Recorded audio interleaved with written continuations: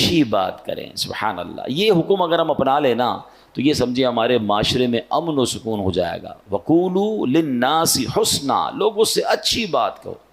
یہ جادو جیسا اثر رکھنے والا حکم ہے.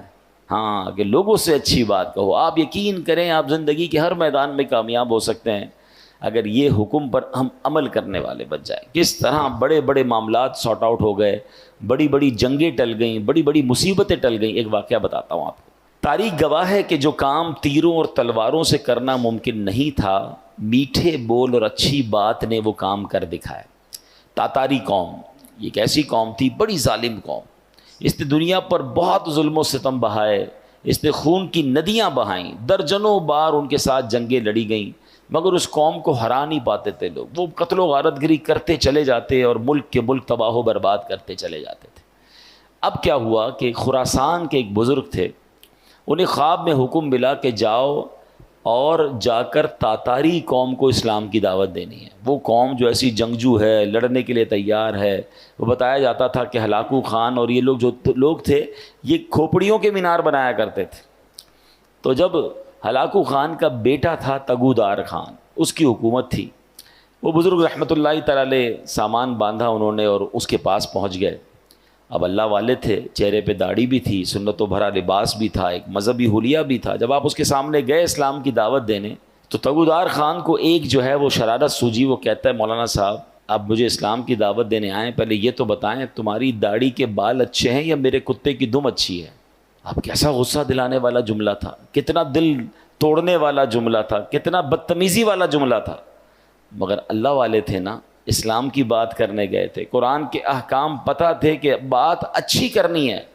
کیا کمال کا جواب دیا. کہا دیکھو میں اپنے اللہ کا ماننے والا ہوں، اللہ کا بندہ ہوں.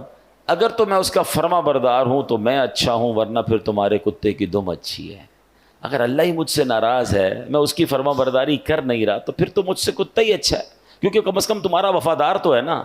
میں اپنے رب کا ہی اگر وفادار نہیں تو پھر تو مجھ سے اچھا کتا ہو گیا.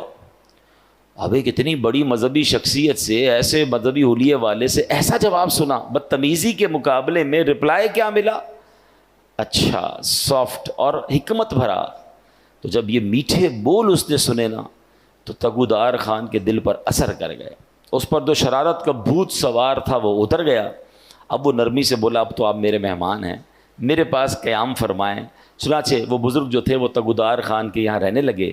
روزانہ رات کو وہ ان کے پاس آتا، بزرگوں نے پیاری پیاری باتیں بتاتے، اسلام کی تعلیمات بتاتے، نبی پاک کے واقعات سناتے. اور ایک بار ایسا وقت آیا کہ وہ تگودار خان جو ہلاکو خان کا بیٹا اور تاتاری قوم جو ظلم و ستم کی آندیاں بہاتی تھی، جن سے تلواروں سے کوئی جیت نہیں سکتا تھا، آخر کار کلمہ پڑھ کر مسلمان ہو گیا اور نبی پاک علیہ الصلوۃ والسلام کا شیدائی بن گیا. اس کے نتیجے میں پھر تاتاری قوم بھی مسلمان ہو گئی. اللہ اکبر. یوں میٹھے بول کی برکت سے خوخوار قوم جو تھی، جو تلواروں سے زیر نہ آئی، وہ اچھی بات اور اچھی طریقے سے گفتگو کرنے کی وجہ سے وہ زیر ہو گئی اور وہ مسلمان ہو گئے. اے میرے پیارے اسلامی بھائیوں، جو اصل بات سمجھانے کا مقصد ہے کہ بہت ساری چیزیں لڑائی جھگڑے سے نہیں، اچھی بات کر کے حاصل کی جا سکتی ہیں.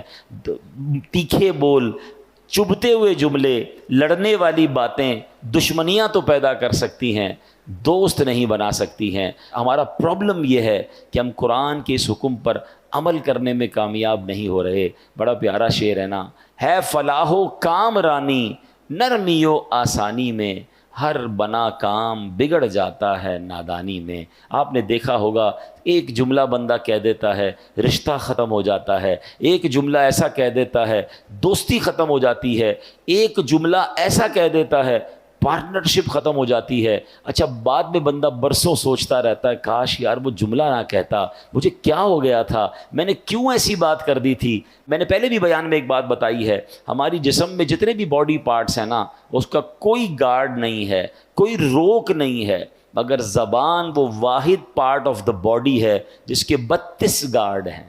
32 دانتوں کے پیچھے زبان کو رکھا گیا ہے کہ بندہ پہلے سوچ لے پھر بات کرے. مگر جب یہ زبان چلتی ہے تو 32 پہرے داروں کا خیال بھی نہیں رکھتی اور کسی کا دل توڑ دیتی ہے، کسی کا گھر توڑ دیتی ہے. قرآن نے کیا حکم دیا؟ ہم آج بات قرآن کی کر رہے ہیں.